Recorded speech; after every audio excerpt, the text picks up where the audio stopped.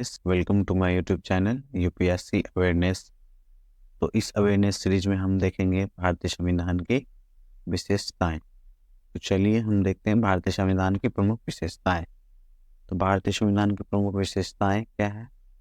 सबसे प्रमुख विशेषता है कि यह दुनिया का सबसे लंबा लिखित संविधान है। लिखित संविधान का मतलब होता है कि संविधान को दो वर्गों में विभाजित किया जाता है। जैसे एक में लिखित संविधान, जैसे अमेरिकी संविधान एवं भारतीय संविधान। और लिखित संविधान मीन्स कि ये लिखा हुआ ही नहीं है।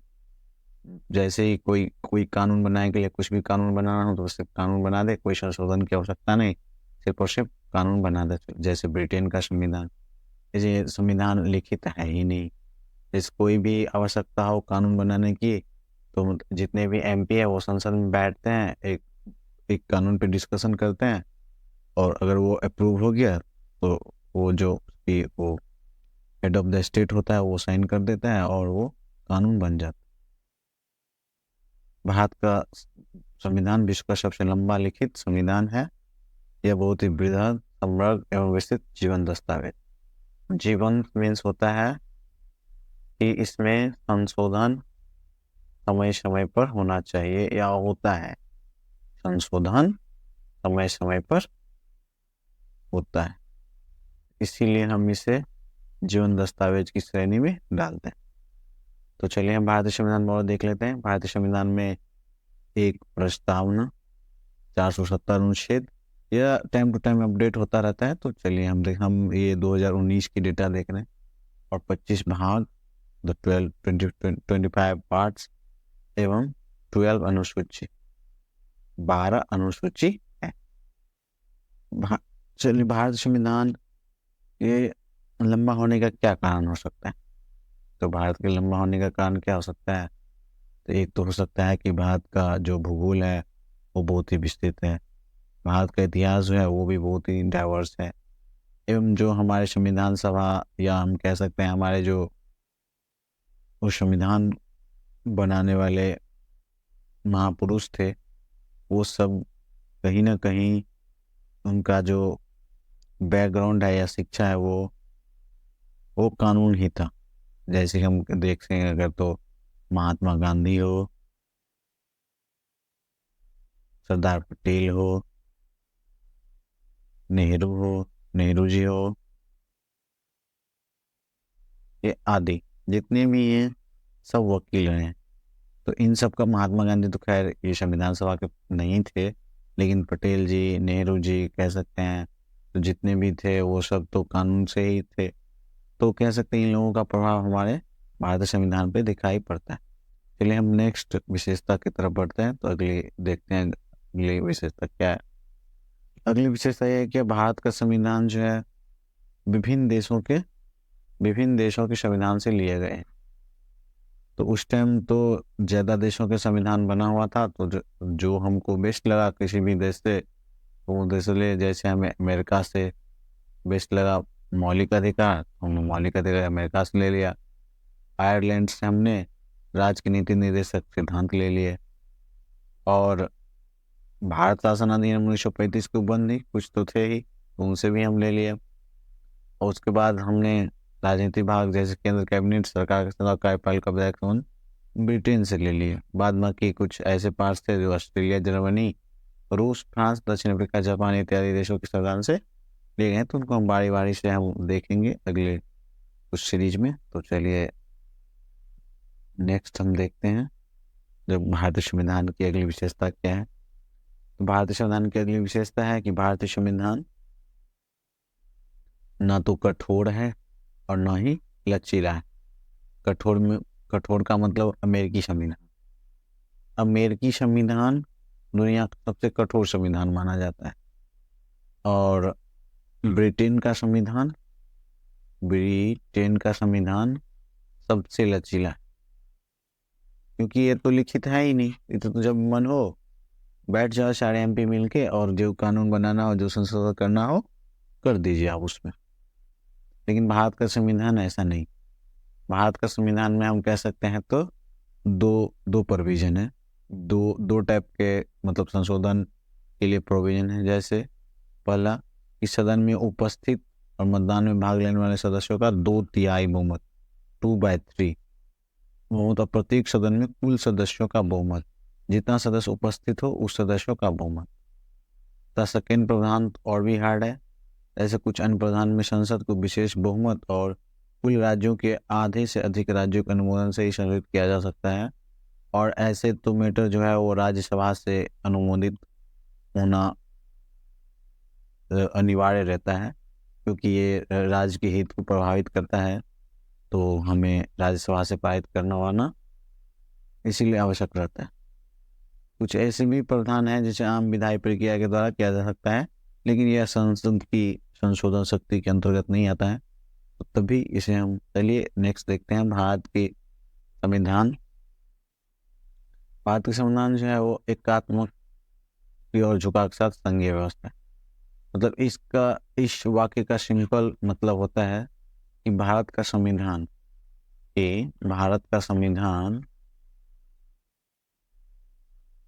संघीय तो है,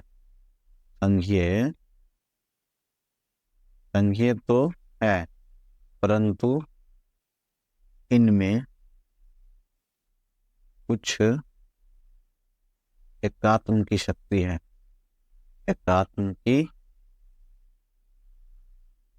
शक्ति है जो केंद्र को अधिक शक्तिशाली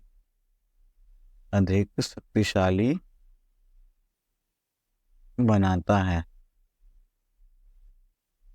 जैसे हम देख लेते हैं, जैसे कैसे बनाता है।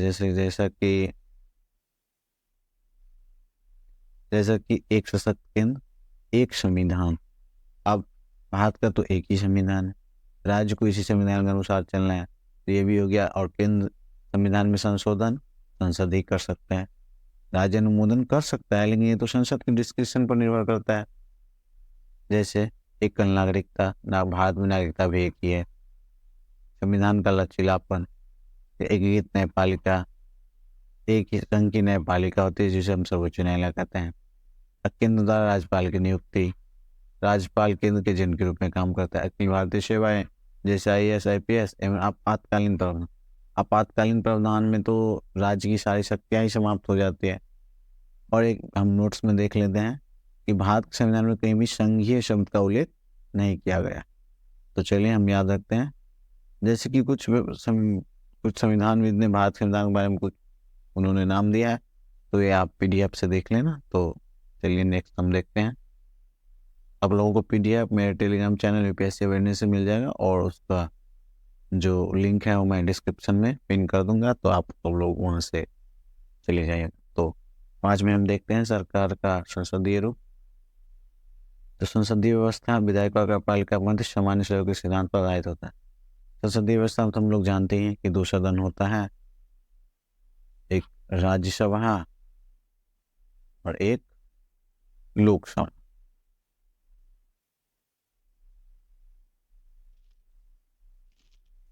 तो संसदीय स्वरूप में शक्ति का समन्वय होता है, और अमेरिका में अध्यक्ष प्रणाली से भिन्न है। अमेरिका में शक्ति का विभाजन होता है। जैसे अमेरिका में राष्ट्रपति का चुनाव अलग से होता है, उसका सीनेट का चुनाव अलग से होता है। जैसे अमेरिकी राष्ट्रपति को उनके कांग्रेस में जाके उसको संबोधित करना या उसके कांग्रेस के नियम कानून से उतना कुछ लगाव नहीं होता है। जैसे वो अपने जो मंत्री सब रहता है वो कहीं बाहर से जो एक्सपर्ट रहते हैं उसको रख लेते हैं। भारतीय संसद के नियम विस्तार देख लेते हैं।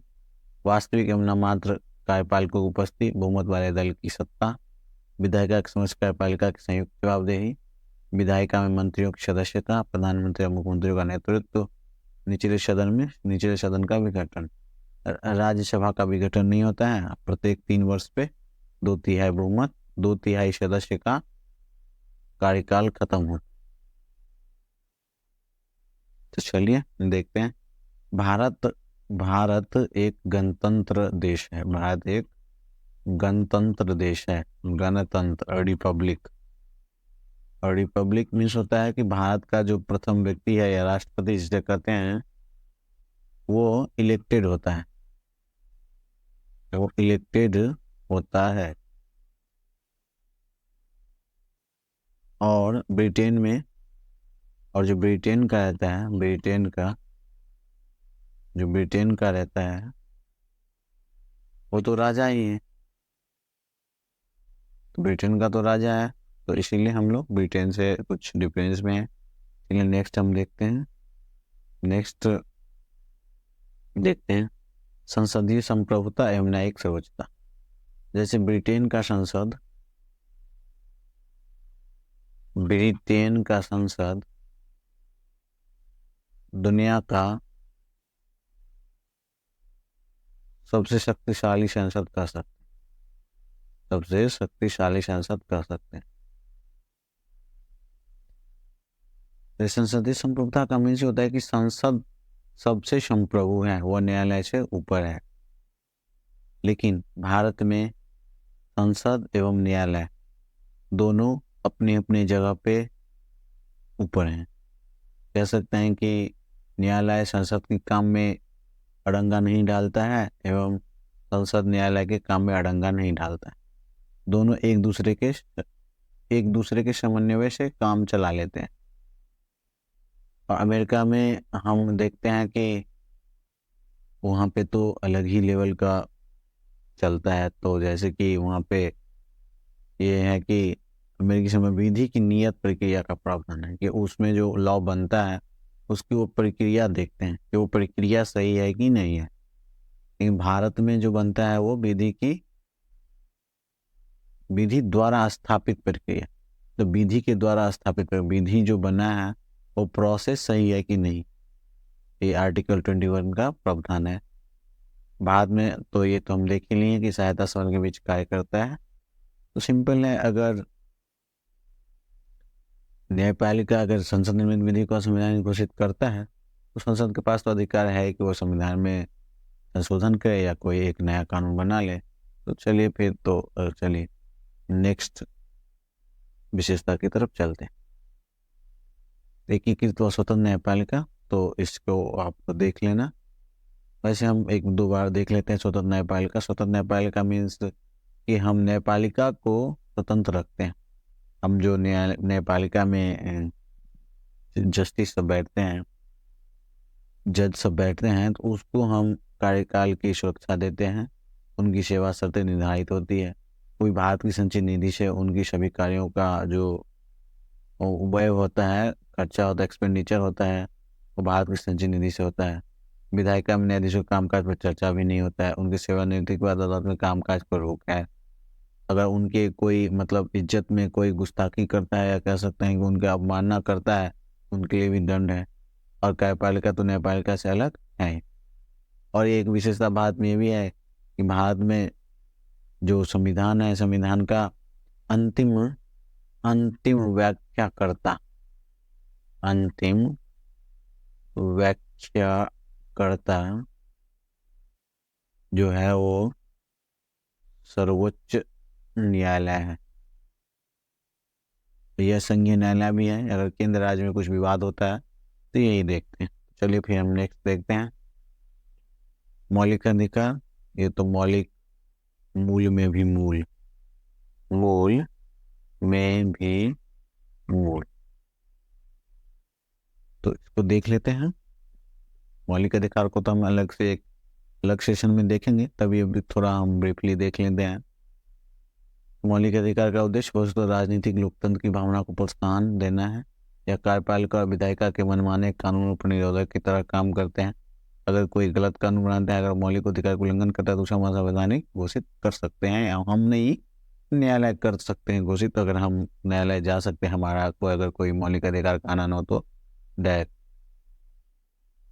देख लेते हैं। कुछ अधिकार: समानता का अधिकार अनुच्छेद 14 से 18, स्वतंत्रता का अधिकार अनुच्छेद 19 से 22, शोषण के विरुद्ध अधिकार 23 से 24, धार्मिक स्वतंत्रता का अधिकार अनुच्छेद 25 से 28, संवैधानिक उपचारों का अधिकार अनुच्छेद 32। हम इस मौलिक अधिकार वाले चैप्टर में एक अलग से हम देखेंगे, 30-35 मिनट का सेशन होगा, तो चलिए उसको हम बाद में देखेंगे। राज्य के नीति निर्देशक सिद्धांत। राज की नीति निर्देशक सिद्धांत, इसमें ही देख लेते हैं कि ये शब्द का मतलब क्या होता है।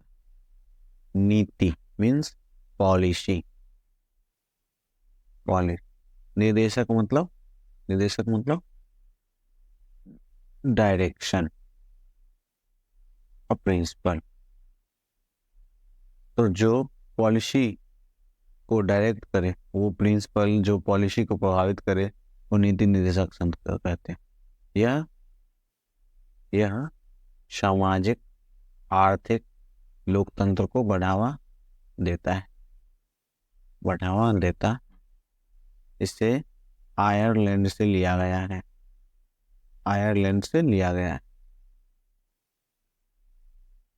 यह मौलिक अधिकार की तरह इसे कानून रूप से लागू नहीं किया जा सकता है। ये सिद्धांत मौलिक है, कानून बनाने में इसको मूल याद रखा जाता है। और सुप्रीम कोर्ट के एक जजमेंट दिया था मिनर्वा मिल्स मामले 1980 में। उन्होंने कहा था कि भारतीय संविधान के मौलिक अधिकार और नीति निर्देशक सिद्धांतों के संतुलन पर रखी गई है। एक देख लेते हैं मौलिक कर्तव्य, जो कुछ नागरिकों के कर्तव्य है अपने देश के प्रति, वो देख लेते हैं। ये तो मूल संविधान में नहीं था, लेकिन 1976 के 42वें संविधान संशोधन के माध्यम से आंतरिक आपातकाल 1975-77 के दौरान शामिल किया गया था, वो स्वर्ण सिंह समिति के सिफारिश पर। यह भी राज्य की नीति निर्देशक सिद्धांत के तरह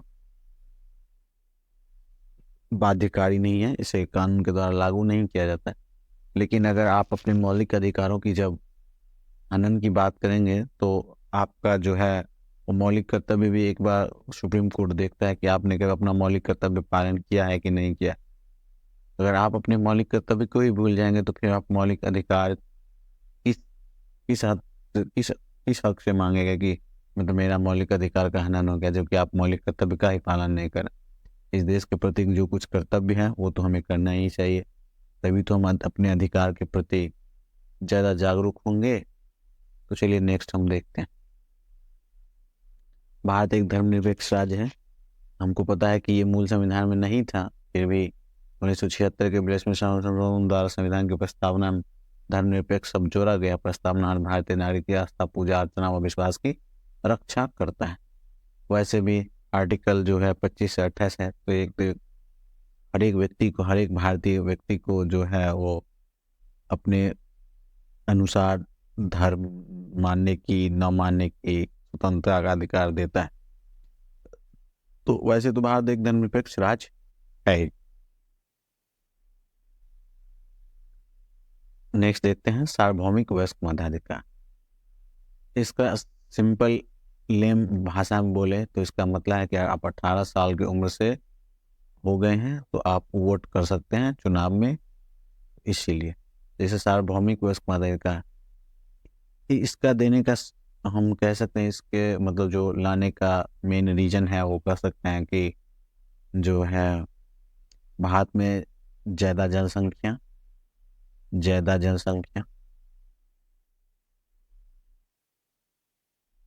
सभी को इक्वल राइट मिलना चाहिए।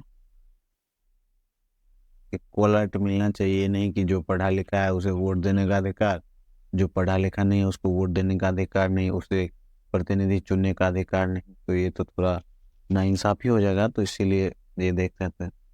और हर एक 5 वर्ष में तो ये एक बार इनका प्रयोग करके अपने आने वाले सत्ता को चेंज कर सकता है। जैसे कि यह एक मताधिकार लोकतंत्र को बड़ा आधार देने के लिए आम जनता के स्वाभिमान में वृद्धि करता है।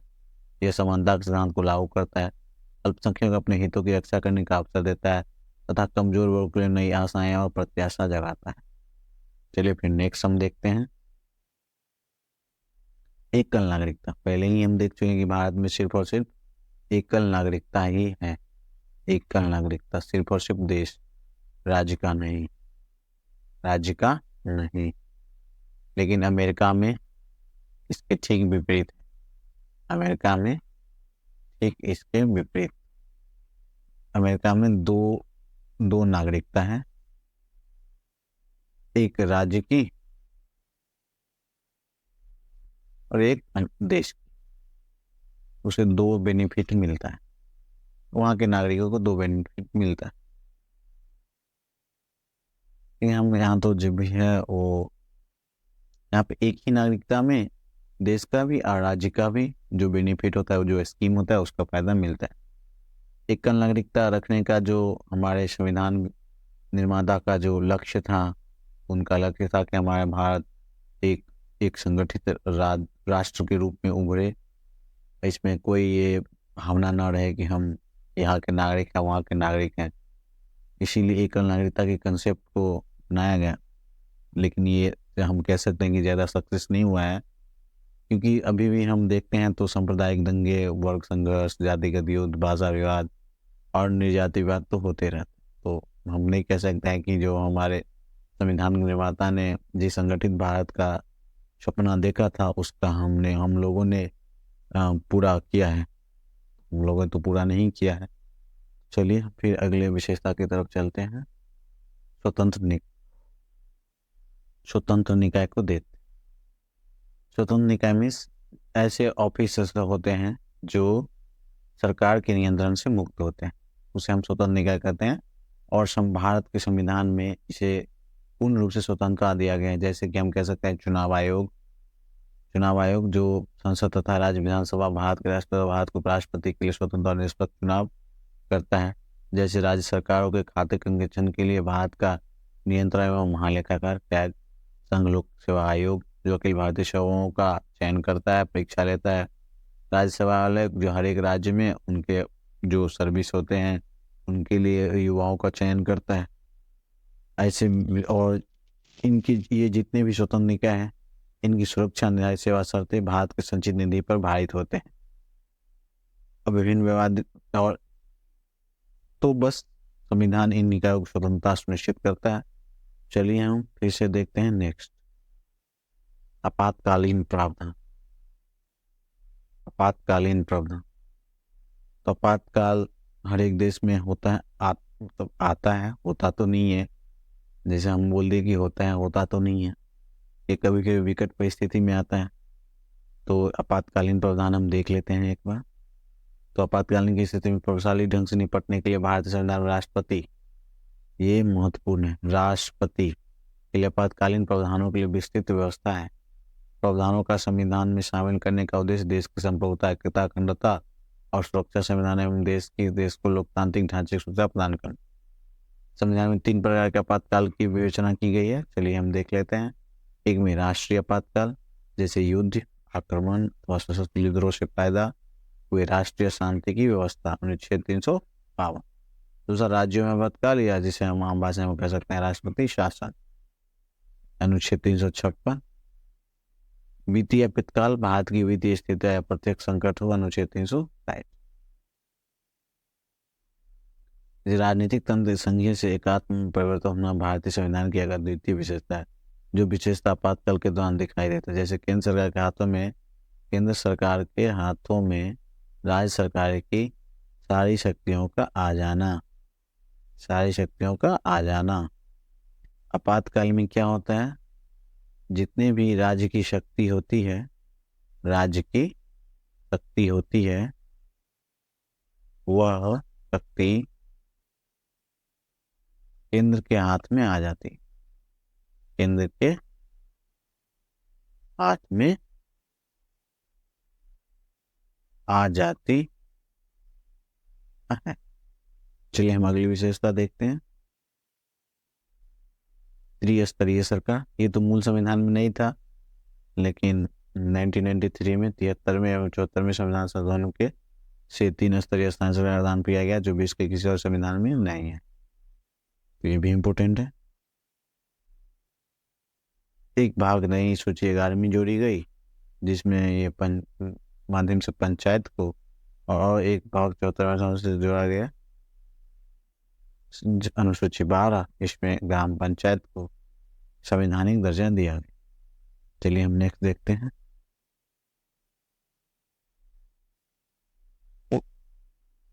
देखते हैं। ये भारतीय संविधान की कुछ आलोचनाएं हैं। जैसे बहुत सारे संविधान में जैसे उधार का संविधान का है, क्योंकि हमारे जो संविधान निर्माता थे बहुत सारे देशों के संविधान से कुछ ना कुछ लिए थे, तो इसीलिए सुधार करा गया था। कुछ संविधानविद ने यह भी कहा है कि 1935 का अधिनियम की कानून कॉपी है, कह सकते हैं, लेकिन पूरा तो नहीं है, कुछ लिया है। भारतीय तथा भारतीयता विरोधी, ये भारत नहीं पूरा, मतलब हम कह सकते हैं तो पश्चिमी देशों के जो प्रिंसिपल है कुछ ज़्यादा है, तो उस पे है। एक संविधान सभा के सदस्य हनुमंतिया ने टिप्पणी की थी कि हम वीणा या सितार का संगीत चाहते थे, लेकिन यहाँ हम एक इंग्लिश बैंड का संगीत सुने। ऐसा इसलिए कि हमारे संविधान निर्माता इसी प्रकार से शिक्षित हुए। तो कहने का मतलब था कि जितने भी हमारे संविधान निर्माता थे वो बाहर से पढ़े लिखे थे, इसमें भारतीय का अभाव दिख रहा है। और एक संविधान ने यही कहा था, गांधीवाद से दूर संविधान, और ये महाकाय आकार है। तो इसके साथ हम वीडियो समाप्त करते हैं। Thanks for watching.